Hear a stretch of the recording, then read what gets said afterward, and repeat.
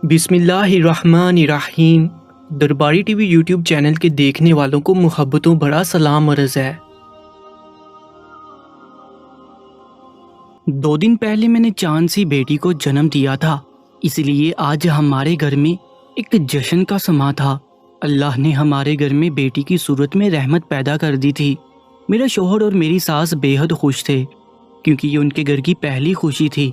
मुझे मौसम ने बताया था कि आज उसके अब्बा भी 4 साल बाद घर लौटेंगे। ये खबर सुनते ही मेरी सास की खुशी का कोई ठिकाना न रहा। मैं उस वक्त कमरे से उठकर सहन में आई थी ताकि नए आने वाले मेहमान को शरबत पेश कर सकूं कि अचानक ही घर का दरवाज़ा खुला और कोई घर के अंदर दाखिल हुआ। सहन में बैठी काफ़ी सारी खवातीन ने चेहरा ढांप लिया। शायद बाहर से आने वाला शख्स कोई मर्द था। मेरी सास और मोहसिन पुरतबाक अंदाज में दरवाजे की तरफ बढ़ रहे थे कि मैंने सबकी तवज्जो उसकी तरफ पाकर चेहरा उठाकर देखा तो मेरे हाथ में पकड़ा जूस का गिलास ज़मीन बोस हो गया। जहां कांच का गिलास चकनाचूर हुआ, वहीं जूस भी पूरे फर्श पर बिखर गया। मौसम उस शख्स को बाबा जान कहकर पुकार रहा था और मेरा पूरा वजूद जैसे ठंडे पसीनों में शराबूर हो चुका था। मैंने सुना था कि दुनिया गोल है, मगर आज इस हकीकत पर कामिल यकीन हो गया था। मैं चेहरा छुपाकर वापस मुड़ने लगी कि अचानक मुझे मौसम ने आवाज़ दी, नबीला इधर आओ। मेरे वापस मुड़ते कदम यकदम रुक गए और मेरे दिल की धड़कनें खौफ के मारे नाहमवार होने लगी।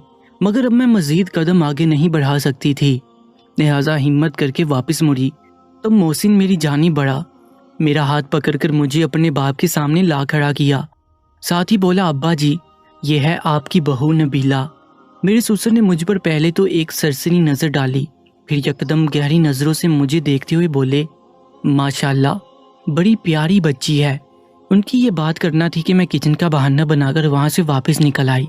वापस कमरे में जाते ही मैंने कमरे की खिड़की से देखा, मेरा ससुर मेरी बच्ची को उठाकर प्यार कर रहा है और सीने से लगा रहा है। मेरा जी चाहा भागकर उससे अपनी बच्ची छीन लूं, मगर मैं क्या करती, मैं तो मजबूर थी। काश कि कुछ मेरे भी बस में होता। मैं खिड़की बंद करके वहीं ज़मीन पर ढह गई। मेरी आंखें, जो पिछले कई दिनों से आंसू बहा बहा कर खुशक हो चुकी थी, एकदम से झलक पड़ी और उनके साथ ही माजी की यादें भी मेरे दिलो दिमाग को छलनी करने लगी। मुझे याद है वो वक्त जब मैं 13 साल की थी, जब मेरे बाप ने अपने नशे की ज़रूरियात को पूरा करने के लिए मुझे किसी तोफ़ाइफ खाने में फ़रोख्त कर दिया। मैं रोती पीटती, मगर किसी ने एक ना सुनी। फिर अल्लाह की करनी ऐसी कि उसी वक्त रात को पुलिस ने उस हुस्ने महल पर छापा दे मारा। कई वक्ती आशिकों को गिरफ्तार कर लिया। उन सब में मुझे भी बेकसूर पकड़ लिया गया। वो लोग हमें पुलिस स्टेशन ले गए। बाकी सब लड़के और लड़कियां नॉर्मल अंदाज में खड़े थे, मगर मैं खौफ के मारे कांप रही थी। तभी एक औरत आई, मुझे बालों से पकड़ा और कहा, अभी तो ज़मीन से निकली नहीं और इन गंदे कामों में पड़ गई। दर्द के मारे मेरी चीखें निकल गईं। मैंने कहा, खुदारा ऐसा ना कहो, मैंने कुछ नहीं किया, मैं बेकसूर हूँ। मगर इन लोगों में खौफे खुदा नाम की कोई चीज़ नहीं थी। मैं वहीं खड़े खड़े रोने लगी। मैंने कहा, मेरा कोई गुनाह नहीं, ये लोग मुझे ज़बरदस्ती यहाँ लाए हैं। आज ही मेरे बाप ने मुझे इन सौदागरों को बेचा है। खुदा के लिए मुझे कहीं लेकर मत जाओ और मुझे आज़ाद कर दो। मैं उस औरत के आगे हाथ जोड़कर गिड़गिड़ा रही थी और माफ़ियाँ मांग रही थी, मगर मजाल है कि वो औरत टस से मस हुई हो। वो मेरी जानिब खा जाने वाली निगाहों से देख रही थी। तभी एक हट्टा कट्टा आदमी अपनी मूंछों को ताव देता हुआ कमरे में दाखिल हुआ। बोला, क्या कहती है ये लड़की? तब उस औरत ने मेरी सारी बात उसे बता दी। औरत की बात सुनकर पुलिस वाले ने उसे इशारा किया कि लड़की को छोड़ दो, तो उसने मेरे बाल छोड़ दिए। वो मुस्कुराकर मुझे देखने लगा। उसके चेहरे से मुझे अलग किस्म का सुकून महसूस होने लगा। बोला, बेटी तुम परेशान ना हो, मैं तुम्हें कुछ नहीं होने दूंगा। उसकी इस एक उम्मीद ने मेरे अंदर न जाने कई उम्मीदों के चिराग रोशन कर दिए। बाकी सभी लोग वहीं रहे, मगर मुझे पुलिस वालों ने कहा कि मैं तुम्हें अपने घर ले जाऊंगा, वहाँ मेरी माँ और बीवी तुम्हारा ख्याल रखेंगे। उसकी बात सुनकर मुझे बहुत तसल्ली हुई। मैं उसके साथ उसकी गाड़ी में सवार हो गई। न जाने कितनी देर उस रात की तारीकी में सफ़र करने के बाद गाड़ी एक जगह जा रुकी। पुलिस वाले साथ ही थे। मैं गाड़ी से नीचे उतरी। उस शख्स के लहजे में इस कदर मिठास थी कि कोई भी उसकी बातों का असीर हो जाए। वो मुझे खामोशी से अपने घर ले गया। घर में दाखिल होते ही मैंने उसे कहा, आपकी वालिदा और बीवी कहाँ है? तब एकदम वो मेरी तरफ बढ़ा और बोला, इतनी भी क्या जल्दी है, पहले मुझसे तो मिल लो। उसकी बात सुनकर जैसे मेरा दिल धड़कना भूल गया।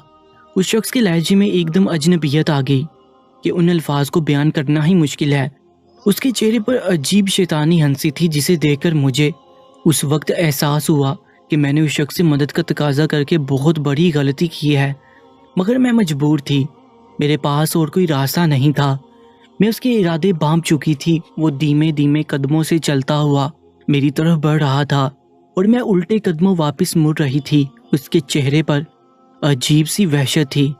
फिर उस अगले ही लम्हे में उस वहशी दरिंदे ने मुझे बर्बाद कर डाला।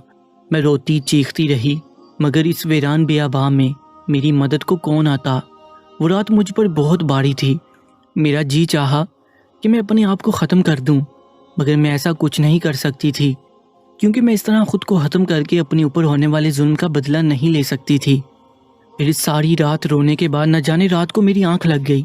सुबह हुई तो वह शख्स घर से गायब था। मैं उस इमारत के मेन दरवाजे की तरफ भागी। तब मुझे पता चला वो दरवाज़ा बाहर से लॉक कर गया है। मैंने घर के सारे दरवाजे खिड़कियां देखे, मगर कहीं से मुझे भागने की कोई उम्मीद नजर न आई। अब उस शख्स का मुझे मामूल पता चल गया था। वो रोज़ सुबह मुझे यहाँ कैद करके चला जाता, शाम को वापस आता तो अपनी हवस पूरी करके सो जाता। मैं सारी रात अजियत में मुब्तला रोती रहती। अब मैंने काम शुरू कर दिया था। जैसे ही वो घर से चला जाता, मैं एक छुरी की मदद से घर के स्टोर में मौजूद छोटी सी खिड़की की जाली काटने लग जाती। पहले दिन तो उसके आने तक मैं उसे पूरी तरह काट नहीं पाई थी, मगर दूसरे दिन जैसे ही वो घर से बाहर निकला, मैंने अपनी जिद्दोजहद शुरू कर दी। आखिर इतनी जगह बनाने में कामयाब होगी कि मेरा वजूद वहाँ से बआसानी बाहर निकल सके। मैंने जल्दी से वहाँ से बाहर छलांग लगा दी। मैं जानती थी जब उसे पता चलेगा मैं बहुत दूर जा चुकी होंगी। मैं तेज़ी से भागने लगी। भागते भागते मेन रोड पर जा पहुंची। वहां जाते ही एक बस में सवार हो गई। मुझे नहीं पता था कि बस मुझे कहां ले जाएगी। बस मैं ये सोच रही थी कि अब अपने ऊपर ये जुल्म बर्दाश्त नहीं करूंगी। एक बार कंडक्टर मुझसे पैसे मांगने आया, मगर मेरे चेहरे पर आंसू की लड़ियां देखकर वो भी समझ गया कि मैं कोई मजबूर हूँ। कितने घंटे चलने के बाद जब बस का आखिरी स्टॉप आया तो मैं बस से उतरी, क्योंकि अब कंडक्टर ने भी कह दिया था कि बस इससे आगे नहीं जाएगी। उस जगह को देखकर लगा कि कोई गांव है, मगर उस वक्त रात हो गई थी। मैं किससे मदद मांगती? इंसानों से भरोसा उठ गया था। मेरे इर्द गिर्द खेत थे और इन खेतों के बीचों बीच एक पगडंडी पर मैं चली जा रही थी। भूख से मेरा बुरा हाल था। मेरे पास कुछ खाने के पैसे भी नहीं थे। इर्द गिर्द सब्जियों के खेत थे, जहाँ से मैंने गाजरें तोड़कर खाईं और अपने पेट की आग बुझाई। मैं फिर से खामोश पगडंडियों पर चलने लगी। अब खासा अंधेरा हो गया था। इस सर्द रात में मेरे वजूद पर फटे कपड़ों से ठंडी हवाएं मुझे चीरती हुई महसूस हो रही थी। तभी मेरी नज़र एक कच्ची सी हवेली पर पड़ी, जहाँ पर ढेर सारी भैंसें और गायें बंधी हुई थीं। मैंने हिम्मत की और इस चार दीवारी के अंदर चली गई। दरवाज़ा खुला था। शायद वहाँ का मुलाजिम भी वहाँ मौजूद नहीं था। अंदर जाते ही मैं उनके भूसे से भरे कमरे में जाकर छुप गई। वो छत चाहे पुरानी थी, मगर वहाँ किसी ने साथ निभाने का वादा भी नहीं किया था। मैं पुरसुकून थी। इसी सुकून में मुझे नींद आ गई। इतने घंटे न जाने सोने के बाद अचानक मेरे कानों में किसी की आवाज़ पड़ी। मैं एकदम डर के मारे उठ खड़ी हुई। मेरे सामने एक नौजवान लड़का खड़ा था, जो हैरत से मेरी जानिब देख रहा था। उसकी आंखों में हजारों सवाल थे। मैंने डर के मारे खुद को चादर में लपेट लिया। वो ताज्जुब से मेरी जानिब देखते हुए बोला, मैं यहाँ क्या कर रही हूँ और कौन हो? उसकी आवाज़ सुनते ही मैं रोने लगी। वो भी ये देखकर परेशान हो गया। कहने लगा, आप इतनी घबराई हुई क्यों हैं? चले मैं आपको अपनी अम्मा के पास ले जाता हूँ। मेरे अंदर जवाब देने की हिम्मत नहीं थी। चुपचाप उस शख्स के कहने पर उसके साथ चल पड़ी।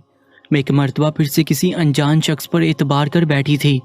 थोड़ी देर चलने के बाद वो मुझे एक दरमियाने से घर के अंदर ले गया, जहाँ उसकी माँ ने मुझे पानी पिलाया, प्यार किया और साथ ही पूछा, बेटी तुम कहाँ से आई हो? मैं उन्हें सच बता नहीं पाई, बस इतना कहा कि मुझे किसी ने अगवा कर लिया था और 2 रातें मैं उसके पास कैद रही। फिर एक रात मौका पाते ही वहाँ से भाग पड़ी। मैं बड़ी मुश्किल से अपनी जान बचाकर आई हूँ। अगर अपने माँ बाप के पास गई तो वो लोग मुझे मार डालेंगे। ये कहते हुए मैं एक बार फिर से गम के आंसू बहाने लगी। उन लोगों ने मेरी बात पर यकीन करके मुझे अपने साथ रख लिया। अब मैं एक तरह से उनके घर का हिस्सा बन गई थी। मगर वो लड़का मोहसिन अक्सर ही बड़ी अपनायत और प्यार बड़ी निगाहों से मुझे देखता तो मेरे दिल में हलचल मच जाती। अभी मुझे घर में आए हुए 15 दिन ही हुए थे कि मोहसिन ने अपनी पसंदीदगी का इजहार कर दिया। मैंने साफ अल्फाज में कह दिया कि अगर तुम्हें मुझसे वाकई मोहब्बत है और मुझे अपनाना चाहते हो तो अपनी माँ को मनाओ। उसी रात अचानक मेरी तबीयत खराब हो गई। मेरे सर में चक्कर आ रहे थे, मुझे कमजोरी सी महसूस होने लगी। वही हुआ जिसका मुझे डर था। मेरे अंदर तकलीफ का एक तूफान बरपा था, मगर मैं इस बारे में किसी को बताना नहीं चाहती थी, ना ही बता सकती थी। लिहाजा मैंने इस बात पर खामोशी इख्तियार की और फिर इस जुनूनी आशिक ने अगले ही दिन अपनी माँ को मेरे साथ शादी करने पर रजामंद कर लिया। उसकी माँ ने चंद ही दिनों में हमारा निकाह करवा दिया, क्योंकि वो ये भी नहीं चाहती थी कि एक नौजवान लड़की ज्यादा देर तक उनके घर में रहे। शादी के कुछ रोज के बाद ही मेरी तबीयत ज्यादा खराब हुई। मेरी सास मुझे डॉक्टर के पास ले गई। डॉक्टर ने भी वही बताया जो मैं पहले से जानती थी। डॉक्टर ने कहा मैं माँ बनने वाली हूँ। ये बात सुनकर मेरे सर पर आसमान आ गिरा। वही मेरी सास की खुशी की इंतहा न रही। जब मोहसिन को इस बात की खबर हुई तो वो भी खुशी से निहाल हो गया। अब उस घर में मेरी वक़्त और बढ़ गई थी, मगर दिल में अजीब से वसवसों ने घर कर लिया था। मोहसिन की खुशी तो बढ़ती ही जा रही थी। फिर एक रोज़ मेरी बेटी पैदा हो गई, मगर मेरा दिल बहुत दुखी था। फिर मुझे अपनी ससुर की आमद की खबर हुई, जो 4 साल पहले अपनी नौकरी के सिलसिले में घर से बाहर गए थे और फिर अपनी अय्याशियों और घर से बेजारी से चलते हुए उन्होंने कभी पलटकर वापस नहीं देखा। वो जो वापस आ रहे थे, मगर जब मैंने उन्हें देखा तो आज मेरे दिमाग की नसें फटने लगी थीं, क्योंकि ये वही शख्स था जिसने मुझे उस रात बर्बाद किया था। किस्मत ऐसी ऐसी चालें भी चल सकती है, मेरे वहमो गुमान में भी नहीं था। अब मैं डरी सहमी रहने लगी और अपने ससुर के सामने जाने से भी कतराती। मगर जब भी किसी मजबूरी के तहत मुझे उसके सामने जाना पड़ता तो वो मुझे बुरी नज़रों से देखता। उसकी नज़रें मेरे दिल को जलाने लगी थी। मेरा दिल करता था कि ज़मीन फटे और मैं उसमें गर्क हो जाऊं। मैं मोहसिन को कुछ बता नहीं सकती थी, क्योंकि ये राज ही ऐसा था और अपने अंदर चलती इस जंग से भी मुझे अकेले ही लड़ना था। मैं हर मुमकिन कोशिश करती कि मेरे ससुर से सामना ना हो। खैर, एक दिन वॉशरूम से गुस्ल करके निकली तो मेरे ससुर सहन में ही बैठे थे। मैंने फ़ौरन ही खुद को चादर से ढांप लिया, क्योंकि उनकी नज़रें मुझ पर ही टिकी हुई थी। मैं जल्दी से अपने कमरे में भाग गई, मगर उनकी पीछा करती निगाहों से मुझे खौफ आने लगा था। उस रात हस्बे मामूल जब मैं अपनी बेटी के लिए दूध गर्म करने के लिए किचन में गई, मुझे लगा मेरे पीछे कोई आन खड़ा हुआ है। मैंने पीछे पलट कर देखा तो अपने सामने खड़े शख्स को देखकर मेरे उसान ही खता हो गए। वो शख्स कोई और नहीं, मेरा ससुर था। मुझे देखते ही शैतानी हंसी से मुस्कुराने लगा। तुम क्या समझती हो, तुम मेरे बेटे पर ढोड़े डालोगी और मैं तुम्हें इतनी आसानी से जाने दूंगा? मैं जानता हूँ तुम यहाँ मेरे बेटे से बदला लेने आई हो। बताओ, ये बच्ची किस गंदगी के नतीजे में पैदा की है तुमने? क्योंकि मैं जानता हूँ तुम जैसी औरतें कभी भी एक मर्द के साथ नहीं रह सकती। उसकी बातें सुनकर मुझे उससे भी घिन आने लगी। मैं खामोशी से वहाँ से कमरे की तरफ लौटने के लिए वापस मुड़ी तो मेरे नाम नेहाद ससुर ने मेरा हाथ पकड़ लिया और बोला, तुम ऐसे नहीं जा सकती। आज मैं तुमसे सारे हिसाब चुकता करूँगा। अगर तुम ये सोच रही हो कि मैं तुम्हारे बारे में किसी को नहीं बताऊंगा तो ये तुम्हारी बहुत बड़ी भूल है।